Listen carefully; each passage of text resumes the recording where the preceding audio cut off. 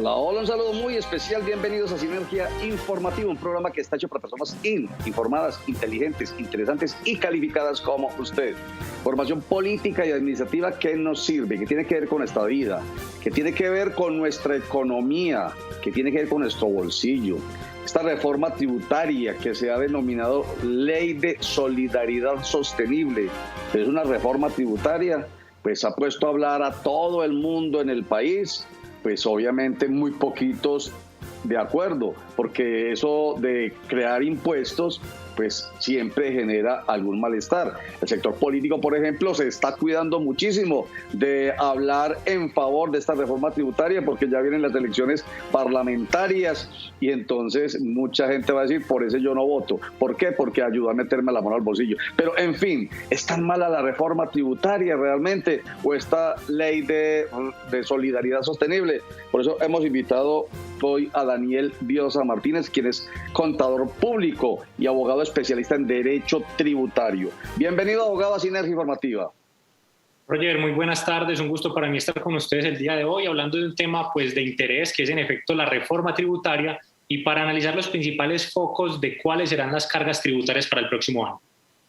Oiga, cuando se habla de ley de solidaridad responsable, ¿usted cómo siente ese eufemismo para algunos? Claro que sí, Roger. Yo creo que particularmente en los últimos años hemos sido expertos en cambiarle los nombres a las reformas tributarias, pero al final del día pues el efecto es el mismo. Ley de solidaridad, ley de crecimiento económico, etcétera, etcétera, etcétera. Aquí el punto es el mismo, reforma tributaria. Por más que le cambiemos el nombre, lo que va a buscar es mayores cargas impositivas y pues suene como suene, al final del día tocará sacar plata del bolsillo para asumir en este caso, por supuesto, lo que ha conllevado la pandemia y el déficit fiscal que arrastra Colombia hace ya algunos años. Titulemos, si fuera usted a ponerle un título a esta conversación conmigo, ¿cómo la denominaría a propósito de este análisis? Definitivamente, Roger, sería personas naturales los más afectados con la reforma tributaria. ¿Por qué? Empiece usted a contar. Claro que sí. Vamos a hablar de varios puntos y desde dónde comienza todo esto. Digámoslo, no es la primera reforma tributaria gravosa para personas naturales. Desde el año 2016, con la ley 1819, pues se comenzó a incrementar la tributación de personas naturales. Recordemos que esta es la tercera reforma tributaria presentada por este gobierno, en este caso, para incrementar en este momento, por supuesto, el recaudo de impuestos en Colombia. Les cuento lo siguiente, ¿por qué las personas naturales serán los más afectados? Primer punto, dentro del proyecto de ley de reforma tributaria, esto es el texto oficial de la reforma, en este caso se plantea que las personas sean declarantes del impuesto de renta, incluso con ingresos mensuales superiores a 1.200.000 pesos. Mucho ojo a esto, porque en la actualidad una persona natural es declarante del impuesto de renta si en el año gana más de 49 millones de pesos. La propuesta está en que ese tope se reduzca de 49 millones de pesos a 14.500.000 pesos inicialmente, lo que representa un ingreso mensual superior al 1.200.000 pesos para que lo tengan en cuenta. Hay que acabar, Roger, con dos mitos incluso. Pero antes de que siga, de todas maneras, escucho uno decir al presidente de la República, al ministro de Hacienda, al viceministro de Hacienda, que es el que más pone la cara por el ministro de Hacienda, Alberto Carrasquilla, que el hecho de que tengan que declarar esas personas que pagan un poco más de 1.200.000 pesos, que definitivamente es meterle la mano a todo mundo, estamos hablando de un poco más de un salario mínimo, dice que no tienen que pagar. A ver, esa explicación realmente debe hacer sentido, dejar tranquila al contribuyente. Claro que sí, Roger. En este caso, de hecho, se ha compartido esta información y en efecto es necesario clasificar dos momentos. Una situación particular es declarar y otra muy diferente es pagar. Si yo cumplo con los topes para ser declarante a lo sumo, pues tendré que presentar la declaración. En efecto, como ya varios usuarios lo han dicho y lo han manifestado, venga Daniel, pero es que en efecto esto también representa sacar dinero del bolsillo para pagarle a un profesional de la contaduría que nos haga la declaración. Eso es cierto. Pero en este caso lo que respecta al impuesto será simplemente, en este caso, la declaración más no el pago. Aquí sí hay que tener una cosa en cuenta, Roger, incluso, porque bajo la norma actual, si una persona se gana aproximadamente entre 4.500.000 a 5 millones al mes, tendría que comenzar a pagar. La propuesta que ha dicho el ministro allí y que lo ha comentado en los últimos días es que para 2022, personas que se ganen 2.400.000 o más mensuales y para el 2023, 1.600.000 o más, desde allí comiencen a pagar. Lo importante y lo que quiero decir para que dejemos allí los mitos también es porque se ha pensado que ese sería el tope para declarar. No, ese sería el tope para empezar a aclarar, a pagar. Lo gravoso está en que incluso la declaración va a ser mucho menor. Entonces es importante que clasifiquemos esos dos conceptos. Declarar no significa pagar, pero los topes para declarar van a bajar considerablemente. Perfecto. Entonces el primer ítem que usted toca, ¿cuál sería el segundo que para usted es fundamental tener en cuenta? Segundo ítem, en el caso de personas naturales, ojo, el simple hecho de yo aumentar tarifas en el caso del gobierno nacional, ojo que yo no pago más impuesto por el hecho de que me aumenten tarifas, también pueden afectarme a mí como persona natural cuando me recortan o eliminan beneficios. Esta reforma particularmente busca eliminar beneficios para las personas naturales, por supuesto limitando las rentas exentas. Vamos a decirlo en palabras claras, Roger. Las rentas exentas o reducciones son los beneficios que tienen las personas naturales para aminorar los ingresos. En este caso se plantean incluso que muchos de ellos sean reducidas. En este caso, entonces, lo que yo les digo es, mire, no solo si el gobierno incrementa las tarifas obtiene recaudo, si elimina los beneficios tributarios, allí también vamos a tener una afectación mayor. De hecho, les digo, es más grave que eliminen beneficios a que aumenten tarifas. Pero dame un ejemplo para entender mejor esto. Claro que sí, les pongo varios ejemplos al respecto. ¿Cómo le parece, Roger, que en este momento usted puede llevar a su declaración, por ejemplo, todos sus ingresos? Y dentro de las rentas exentas usted tiene un tope. Vamos a hablar de rentas exentas. Resulta que las rentas exentas son lo que me permite aminorar a mí la base para pagar impuestos. En ese orden de ideas, la norma actualmente dice, mire, usted puede tener todos los beneficios que usted quiera, pero no pueden superar el 40% de la renta líquida o del ingreso. Es decir, tienen un límite particular, el 40%, ¿cierto? Con esta reforma se plantea que ese 40% baje a un 25%. Y con un ejemplo claro, como tú lo acabas de decir, Roger, es muchas personas de hecho tienen un beneficio que es, por ejemplo, los famosos cuentas para el ahorro y el fomento de la construcción o cuentas AFC. Y muchos toman esto como alternativa, por ejemplo, para tener beneficios tributarios. Usted puede, en este caso, ahorrar lo que quiera y obtener allí pues en esa cuenta los recursos que quieran, pero si están limitados al 25% como lo propone el gobierno nacional, puede tener el ahorro que quiera, pero no le servirá porque va a estar limitado el beneficio. Entonces allí está para que lo tengan en cuenta. Perfecto. Bueno, como es tan largo el tema, yo voy a ir saltando sobre cosas que se han venido hablando, ¿sí? Entonces sobre ello usted me va planteando inquietud y seguramente cualquiera que esté aquí viéndonos hace alguna pregunta y se la planteo. El tema de los pensionados, hombre, que ha también generado, digamos, tanto malestar. Aquel pensionado que gane más de, o que tenga una mesada pensional de 7 millones de pesos, va a declarar.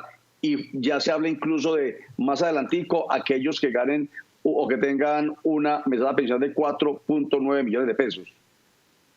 Así es, Roger. Hablemos de la norma como está hoy.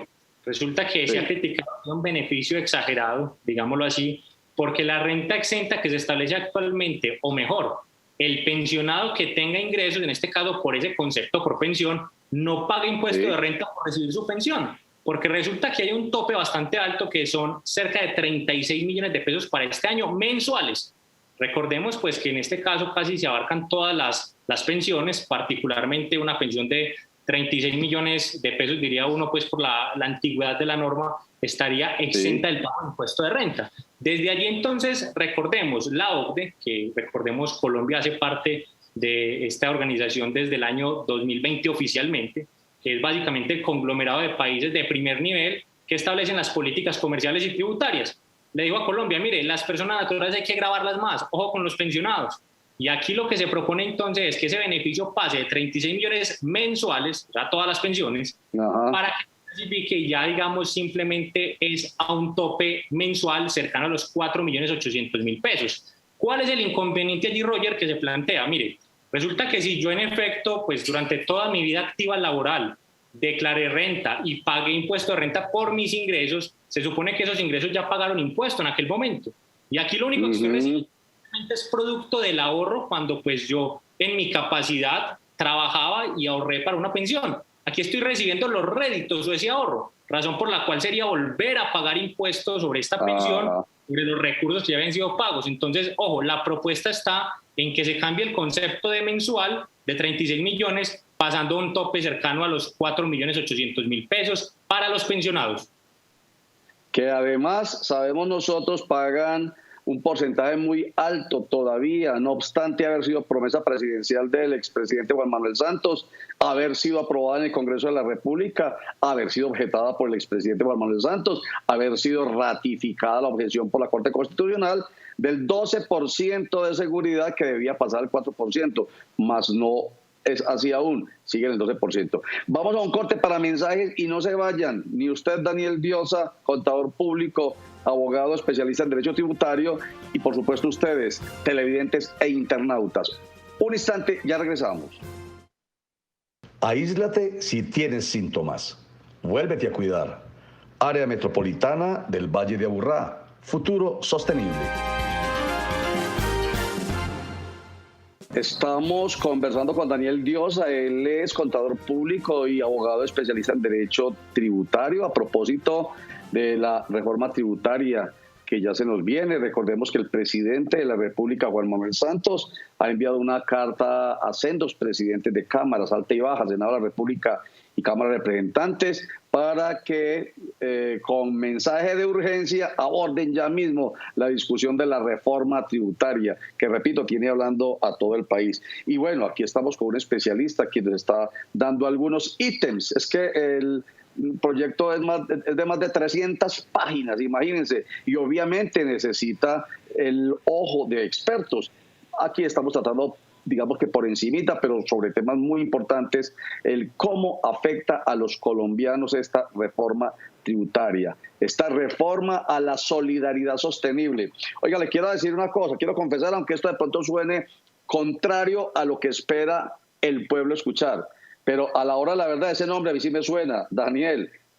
Reforma a la solidaridad sostenible, porque con la pandemia del COVID-19 el gobierno ha tenido que estar metiéndose la mano al bolsillo para ayudar a un montón de gente con un presupuesto que no estaba antes precisamente presupuestado para eso. Entonces, mejor dicho, está sacando plata de donde no hay para sacar. Incluso Alberto Carrasquilla, ministro de Hacienda, dijo en estos días que terminado marzo se acababa uno de los beneficios, no sé si es el de Colombia en Acción, o el de Colombia Solidaria. En mayo o en julio se va a acabar la plática para otros servicios. En fin, de alguna manera hay como un fundamento para ello. Incluso, Roger, es importante tener en cuenta algo a propósito de lo que mencionas. En efecto, el tema de la pandemia a Colombia le ha costado particularmente a la Administración de Impuestos cerca de 11 billones dejados de recaudar entre el impuesto de renta y el IVA. Claramente allí, por supuesto, se requiere de recursos. Sin embargo, hay un asunto importante a tener en cuenta acá. Y es que si nos planteamos bajo el mejor escenario de todos, esto es, supongamos que en el año 2020 nunca ocurrió la pandemia, no hubo COVID. Incluso si no hubiese existido el COVID, si no hubiese habido pandemia en este caso, tendríamos una reforma tributaria para el 2021. Les cuento un poco. En el 2019, cuando sale la reforma de aquel año, el gobierno nacional dio allí los parámetros incluso para una reforma tributaria en el 2021, pero enfocada al gasto público, que de hecho esta tiene mucho de ello. ¿Qué fue lo que pasó? Llega el COVID-19, llega la pandemia, nos afecta y por supuesto esto agravó mucho más la situación del recaudo nacional. Pero reforma tributaria íbamos a tener incluso con COVID. De todas maneras. Así es. Ya. Bueno, el otro tema importante que debemos tratar es el del IVA, porque es el impuesto al valor agregado, impuesto que obviamente pagamos los colombianos por cualquier producto. Finalmente, ¿cómo ve usted que va a quedar ese impuesto al valor agregado? En el caso del IVA, aquí suceden varias cosas, Roger. Y en efecto, sí ha existido la discusión de que se grave la canasta familiar, de que cambien la clasificación de algunos productos. Yo quiero contarles algo.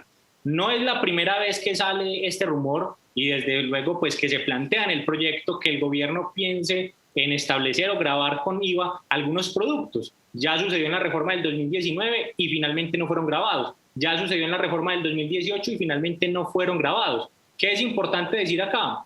Aquí seguramente lo que ocurrirá es que será la propuesta inicial del gobierno y al final del día el gobierno diga, mire, bueno, está bien, no voy a grabar mucho de los productos, pero entonces venga que yo necesito recaudo. Y allí en ese venga yo necesito recaudo es que se verán afectadas las principales cargas que van enfocadas a la clase media, lo que se conoce como clase trabajadora, por supuesto, y personas naturales.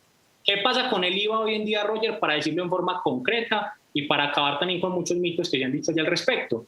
Es cierto, absolutamente cierto, que los huevos, por ejemplo, serían más caros, aumentarían su valor. El tema de la leche, por ejemplo, el tema de carne de cerdo incluso allí para que lo tengan en cuenta, pero más allá de hablar de productos en específico, de hecho a propósito del tan sonado los huevos, que fue una noticia ayer incluso con el valor de los 1.800 euros la docena y demás allí que se hablaba, la propuesta en que está se plantea de que los huevos pasen de ser exentos a ser excluidos. Daniel, ¿eso qué significa? Pues bien, los huevos hoy son exentos. El hecho de que un producto sea exento significa que el productor puede, todos los IVAs que pague en la cadena de producción se los puede descontar. Es decir, puede solicitar en devolución los impuestos pagados. Si pasa a ser excluido, el productor ya no puede solicitar en devolución ese IVA, razón por la cual esto significa que se incrementará el valor, por ejemplo, de los huevos. ¿Esto es cierto? Claro. Ese costo que de todas maneras él no se quitó de encima, permítame la expresión, se lo recarga al consumidor, obvio. Entonces, mejor dicho, ese es un cuento también medio eufemístico, eso de las excepciones y los incluidos. Exactamente, Roger. Y allí hay que mirar un tema bien particular, porque muchos, en este caso, muchos se ha hablado sobre el tema también de gravar con IVA los servicios públicos domiciliarios para estratos 4, 5 y 6. Hay que mirar una situación. La norma habla de exclusión para estratos 1, 2 y 3. Y al no estar expresamente excluidos los estratos 4, 5 y 6, pues significa que lo que versa sobre acueducto, alcantarillado, energía eléctrica, gas natural, estaría gravado con IVA del 19%. Esa es la propuesta inicial que de hecho también pues afectaría el bolsillo de muchos colombianos. Sí, señor. Bueno, son muchas cosas. Un último comentario que usted quiera hacer sobre uno de esos otros ítems que para usted como contador público y como abogado especialista en derecho tributario vale la pena tener en cuenta. Yo considero, Roger, que aquí la reforma tributaria debería estar enfocada. Es cierto que necesitamos recaudo, es cierto que todos nos hemos visto afectados, particularmente el Estado también allí con su recaudo dejado de percibir, pero pienso que tenemos que manejar una proporcionalidad en esta reforma. Esta reforma propuesta inicialmente es absolutamente desproporcional, particularmente para las personas naturales, y está dando el mensaje que la carga tributaria se incremente para aquellos que ya están formalizados y que cumplen sus obligaciones. Aquí recordemos que el mensaje tiene que ser uno claro, y es buscar la informalidad y tratar de que los que están informales pues se formalicen, mover la economía. Pero no se trata de imponer más cargas a los que hoy en día ya están pagando y mucho más pues afectar a la clase baja colombiana, que claramente pues son los más afectados, por ejemplo, con un IVA, o en este caso, por supuesto, o incrementar los productos necesarios y básicos, como son los huevos, la leche, y por supuesto, pues grabar los públicos a una tarifa del 19%. Ese comentario que usted hace parte del sobrediagnóstico, lo mismo que enfrentar decididamente la evasión y la ilusión. Así es, Roger. Es necesario combatir la ilusión y la evasión de impuestos y no incrementar las tarifas de los que ya están formalizados. Un último comentario ya en relación con general sobre las personas jurídicas. ¿Qué es lo que a usted más le llama la atención? En las empresas, ¿qué se viene también para que lo tengan en cuenta? En este momento tenemos una tarifa del 31% en renta y se esperaba que para el próximo año fuera del 30%. La novedad está en que para las pequeñas empresas la tarifa pasa del 30 al 24% en renta, pero con una sobretasa del 3%, es decir, pagarían el 27% en 2022 y 2023. Pero en el caso de las medianas y grandes empresas, la tarifa sería del 30% con una sobretasa del 3 puntos, en este caso sería un 33% para 2022 y para 2023. Es lo principal allí en materia del impuesto de renta de personas jurídicas. Perfecto. Bueno, ahí nos deja usted pues con nuevas ideas, con un nuevo sentimiento, una nueva sensación, un nuevo saborcito sobre esta reforma tributaria llamada reforma a la solidaridad sostenible.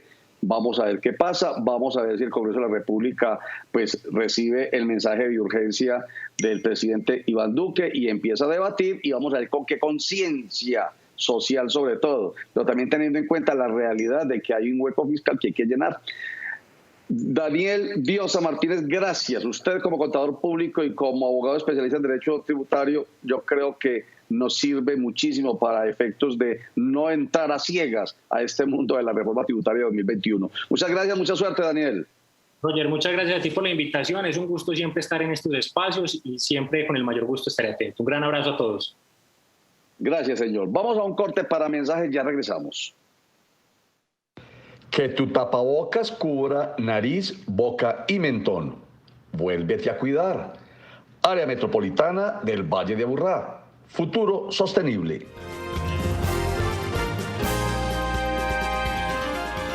Bueno, y volvamos con el tema del COVID-19, señores y señores, que está metido en todo, hasta con esta reforma tributaria, como lo explicamos hace un instante, razón por la cual se llama reforma a la solidaridad sostenible, porque tiene mucho que ver con cómo hubo que meter más la mano al bolsillo del Estado para ayudar en la recesión producida por la pandemia del COVID-19.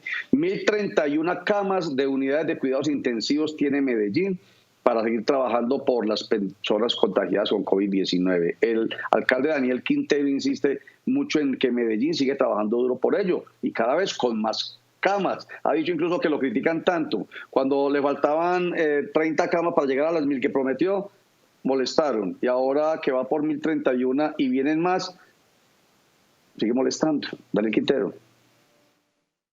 Gracias a la clínica del 80, muchos hospitales han podido cambiar camas de cuidados hospitalarios por camas de cuidados intensivos, porque el esquema implica una desaturación de las hospitalarias que se van transformando en cuidados intensivos y entonces en el esquema que determinó el gobierno nacional, la clínica del 80 se convierte en herramienta precisamente para poder recibir esos pacientes. Vamos a subir unas 20 camas más, eso nos va a llevar a cerca de 1.051 camas, decir que estamos todavía en un estado crítico, que la ciudad tiene una ocupación entre el 96 y el 98% de cuidados intensivos, que es necesario todo el tiempo estar abriendo camas de cuidados intensivos adicionales y que más o menos entre 5 y 6 personas diarias de Antioquia salen a otras regiones. En Medellín nosotros no hemos dejado a nadie sin atención. Nos ha tocado en algunos casos atender a las personas en los centros de cirugía o en los quirófanos para entubarlos mientras se habilita una cama de cuidados intensivos, pero todavía, afortunadamente, gracias a Dios, no hemos tenido que decir que a alguien hay que desconectarlo o que a alguien no se le va a prestar la atención debido a la escasez de camas de cuidados intensivos.